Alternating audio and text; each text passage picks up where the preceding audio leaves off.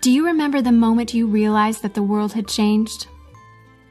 Let me tell you a quick little story that has nothing and everything to do with the future of our world and how you fit into it. In 1917, the United States faced a huge problem. They were working hard to compete in the industrialized economy, and there was a shortage. Not a shortage of oil or coal or other natural resources, a shortage of people, specifically obedient factory workers. The solution to this economic dilemma? It was an experiment of sorts. It hadn't been done before, until someone thought of it. Mandatory public school. Unfortunately, the initial purpose of the United States public school system was not to inspire children or generate scholars. And it wasn't created for dreamers, people who color outside the lines, break the rules, and challenge the status quo. The public school system of the early 1900s was invented to create a nation full of adults who would obediently do their jobs in the factory assembly lines. Teaching kids to sit in straight rows and scheduling the entire day with the ringing of bells wasn't by chance. Punishing those who didn't conform was purposeful. These were the skills they would need to join the labor force. Intentional or not, this early method of turning dreamers into workers was an investment in the nation's economic future. And it worked. This then led to several generations of productive, fully employed workers. But it isn't working anymore. Why? Our economy has changed. We don't live in an industrialized economy anymore. We live in a connected economy. Right now, there are more users on Facebook than there were people on the planet 200 years ago. Technology has made it possible for us to connect with people, ideas, and information from anywhere in the world instantaneously. And as a result, our economies have expanded from localized towns and communities to the entire world. We have globalized trade in nearly every way. In the past, the obedient, do-what-you're-told without question people were rewarded for working hard and putting their dreams aside in order to toe the line. They were given well-paying jobs that led to long-term careers.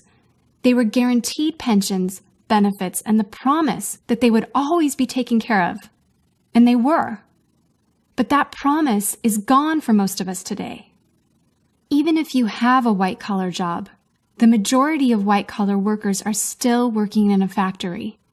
Instead of operating a sewing machine or welding a widget, they now push pencils, type on keyboards, or process paperwork.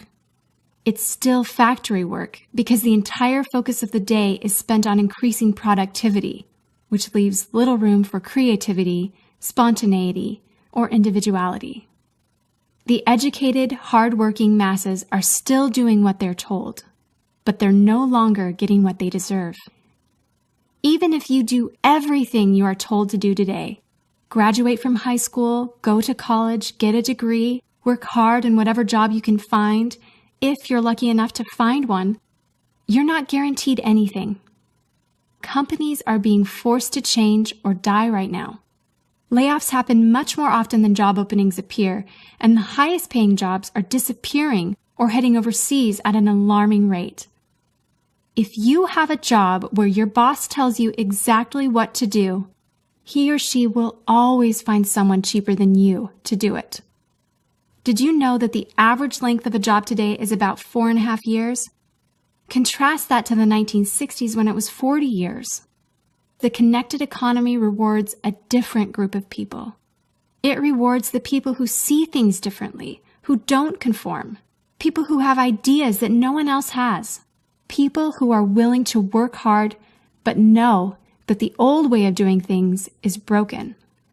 The connected economy rewards you not for being a cog in the wheel of life, but for standing up and reaching out. The connected economy rewards the connectors. Whether it's connecting a person to a person, a business to a business to a product, or a product to a person, those who learn how to connect are the ones who will survive and excel in the connected economy. That is how the world has changed.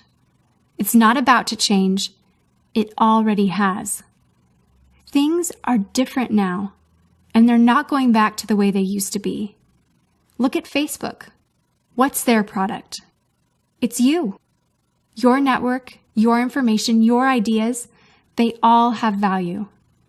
Does Facebook pay you for the money they make selling your information to advertisers? No. But we still use it because we have an innate desire to connect with people.